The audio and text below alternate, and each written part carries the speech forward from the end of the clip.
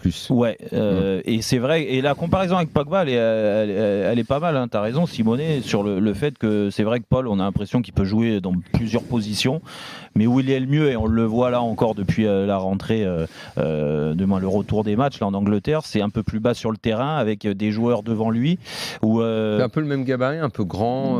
Ouais, il fait mal à l'adversaire dans l'impact. Il a une drôle de gabarit d'ailleurs. Et habile techniquement malgré la grande taille. Exactement. Donc, Eric, tu voulais dire Non, c'est surtout le gabarit par rapport à ce qu'il fait techniquement sur le terrain.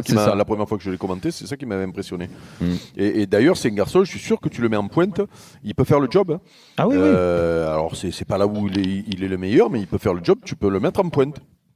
Tu as un problème d'avant-centre. Il va partir forcément, non, Simonet? Il va partir obligatoirement. Là, les gros clubs. Ouais, les problèmes, c'est que la Lazio, avec la qualification en Ligue des Champions, n'a pas des soucis d'argent. Il a prolongé en début de saison avec un salaire plutôt correct pour la Serie A, 3 millions et demi net, qui font de lui, je pense, le deuxième meilleur joueur de la Lazio derrière Ciro Immobile. Il a un long contrat jusqu'en 2024. Donc, pour les prendre, il faut payer ce que la Lazio demande. Ouais. Et aujourd'hui, la Lazio demande au moins 80 millions. 100 millions, 80 millions.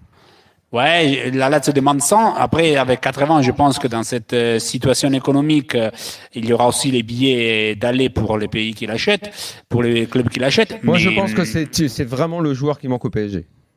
Mais c'est pas faux. Je pense que c'est le joueur qui manque au PSG.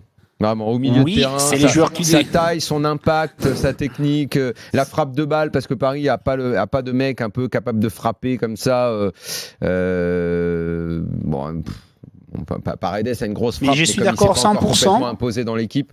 Mais vraiment, tu vois, je pense que évidemment, il prendrait facilement la place de ton joueur préféré, mais bon. Alors, c'est Simonet qui s'exprimait. Hein. Je t'ai coupé, Simonet, pardon.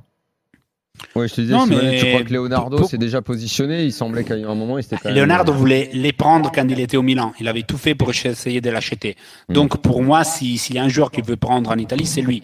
Après, je ne rentre pas dans les discours PSG, mais avec tous les départs qu'il y a eu, je pense qu'il y aura des priorités de remplacer certains joueurs et peut-être pas aller acheter un milieu de terrain en plus, avec les prix qu'il a PSG, et avec l'argent que peut dépenser. Il y a des joueurs dont tu peux faire, il y a des joueurs dont tu peux te séparer. Je pense que Draxler a fait son temps. Il y a des joueurs comme ça. Et mais il n'y a pas des joueurs qui peuvent rentrer dans un deal. Je pense que là, avec la Lazio. Dans ces marchés où ce soir va être, non pas ce soir, mais dans les week-ends va être officialisé un échange Arthur Pjanic. Imaginez la complexité de cet échange. Verratti, Milinkovic, Savic. Mais Verratti, les boîtes de nuit par an. Il n'ira pas à la Lazio. Ça dépend, les boîtes de nuit. Au-delà de ça, elles ont repris un peu. Ça y est. Oui, mais Daniel, il n'y a aucun joueur qui, à niveau salaire, c'est ça qui compte pour lui. Peut jouer dans la Lazio. Même les plus petits salaires du PSG gagnent presque comme Immobile qui est les plus grands salaires à la Lazio. Rome pour pouvoir aller